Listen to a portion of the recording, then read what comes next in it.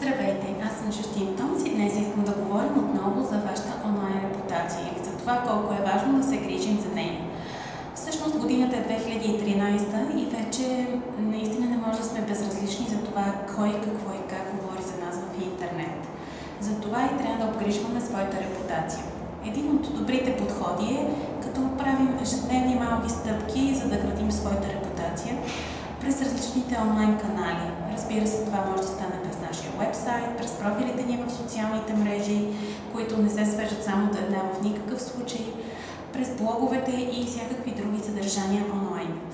Можете да изберете дали да заложите силно на визия, на текстове, на забавни неща или на смислени неща, но говорейки за онлайн репутация, нека да си припомним, че е важно да не градите само своята лична онлайн репутация или само тази на бренда си, а двете неща все повече се обвързват. Т.е. вие ставате носители на бренда, както и всички ваши клиенти и приятели, и всъщност трябва да се подкрепяте и да подкрепяте през всяко свое присъствие брендовете, за които работите или тези, които обичате и на които сте фенове.